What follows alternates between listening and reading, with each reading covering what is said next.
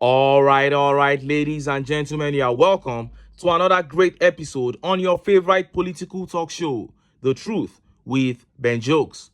Now, sometimes the things that people do for power leaves me wondering if they think they are going to live on this earth forever. How can you gather a group of teenagers and destroy their lives just so you can have political power? You give your own children the best education, world-class healthcare, you leave inheritance for them in billions. But without a second thought, you sacrifice other people's children for money and power. How despicable. About a month and a half ago, school children, over 287 of them, were abducted and driven out of Kaduna into the forests. And everyone questioned the authorities. How can such an operation take place smoothly without the interference of the military in a highly militarized state like Kaduna? There is only one answer: conspiracy. But were the students aware of the plan? No. They just put them through that trauma, abuse, and mental and physical torture. Weeks before that, a very similar case of abduction happened in Ekiti. Politicians, old men, teaming up with Fulani terrorists to traumatize children for money and political power. And this morning, I woke up to the heartbreaking news regarding the most popular case of school abduction in Nigeria, the CHIBOK girls' abduction. Now, they came up one time and began saying that they had rescued the girls, but we knew it was a gimmick. Now, reports have shown clearly that the government is forcing the so-called rescued Chibok girls into marrying Boko Haram members in order to appease the Boko Haram members. Before I show you how this was reported, let me quickly show you this video. And when you watch this video, you will agree with me that we have a long way to go in Nigeria and indeed the whole of Africa. Over 60% of Nigerians have the mentality of slaves. And the chief sponsors of that mentality are illiteracy and poverty. Those are two of the most powerful tools that these politicians have used against the masses. Watch the Niger State governor throwing money into a crowd of people, something a music artist will do and will condemn is now being done by a sitting governor. See the video.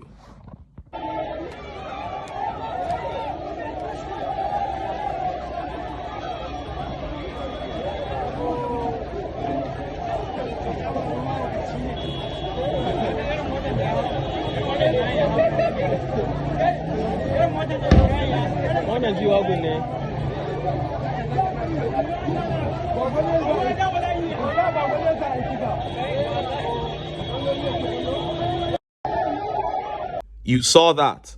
Now, I don't care what Mr. Bago has done as a governor for Niger State, but the fact remains that you have no right to treat citizens like this. This is him exploiting their poverty. That was a moving vehicle, for crying out loud. We have seen people lose their lives trying to pick money in such situations.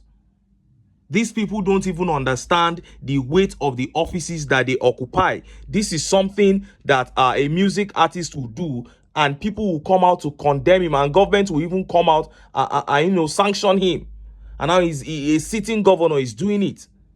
Some Nigerians are saying cross-dresser Bobrisky went to jail for abusing the Naira, and now Governor Bago is also abusing the Naira. He should be tried. Well, that is not my concern. My major concern is, one, the safety of the people in that video. You know that the people are poor. When they see money, they will run after you. And now you are exploiting that poverty. Two, the mentality. You are supposed to be a leader, not a slave master. Nobody is your slave. The money you control is Niger State money. And those are citizens of Niger State just like you. When will this set of human beings that we call politicians understand this, for God's sake? And look at how Nigerians reacted. Look at some of the tweet reactions. And this tweet here says, the few ones with sense among them are the ones standing and looking helplessly, bewildered at what their naked eyes are witnessing on a hot Monday morning. Poor people will suffer for 600 years. That is it. With the way these politicians see the poor people, they will never work towards poverty alleviation because they don't even see common men as human beings like themselves. Can Bago do this to his own children? And this tweet by Dr. Phantom says, that is what they want, for the masses to keep picking crumbs under their table. Where is EFCC? Bobrisky measures should be used here. Well, that is up to them. My own concern, my major concern, is with this mentality of treating people like slaves. Africa needs to wake up. Now, let us look at that update about the rescued Chibok girls being forced into marrying Boko Haram members. Look at how the papers reported it. Nigerian government forced rescued Chibok girls to marry insurgents to appease Boko Haram, Amnesty International. Over 1,700 children abducted by gunmen since 2014. 17 mass school abductions recorded in 6 years. 20 released Chibok girls forced to marry former Boko Haram fighters. It is shocking that in 10 years since the Chibok school abduction, the Nigerian authorities have not learned any lesson or taken effective measures to prevent attacks on schools. The number of abductions that have taken place since 2014, including as recently as last month, and the fact that hundreds of children are still in custody of gunmen, shows the lack of political will by the authorities to address the problem, said Issa Sanusi, director of Amnesty International Nigeria. The abduction of children and attacks on schools may amount to war crimes. It is the duty of Nigerian authorities to end these attacks and bring the suspected perpetrators to justice through fair trials and ensure access of victims to justice and effective remedies. A decade is enough time for the Nigerian authorities to find a solution to this problem, but so far, the reality shows the government has neither the will nor the commitment to end these attacks on children and their schools.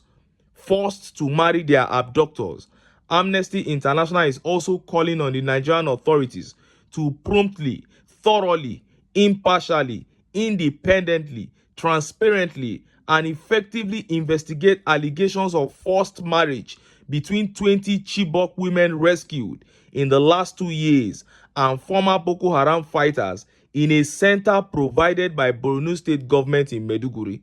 The father of one of the women confirmed to Amnesty International that the forced marriages had taken place. A parent of one of the girls forced into marriage with Boko Haram fighters told Amnesty International, "I do not want a situation whereby if I speak, the government or Boko Haram will say we are conniving with others to expose issues to the public," meaning the government and Boko Haram are now working together. "I can speak on anonymity, but will not still share everything." Borno State government claims these Boko Haram fighters have undergone rehabilitation and been reintegrated into society under the government's conflict recovery program for repentant Boko Haram fighters. It is appalling that these freed Chibok girls were forced to marry and live with their abductors, organized by the Borno State government. These forced marriages are apparently an attempt to appease Boko Haram fighters with complete disregard for the rights and mental well-being of the girls involved, said Issa Sanusi. You heard that. Now, what those Chibok girls are going through right now is one of the worst possible things a human being can experience. I'm sure those girls will be questioning their existence. They will be saying, why were they created in the first place if this is the kind of torture they will go through in life? Imagine little girls waking up in the morning, going to school, trying to better their lives, and then all of a sudden, this starts happening to them. For about a decade now, they've not had peace in their own country. Personally, there is nothing more to say. This update is everywhere now, and millions of Nigerians have seen it. We have seen the kind of heinous crimes that the APC are committing against humanity in this country.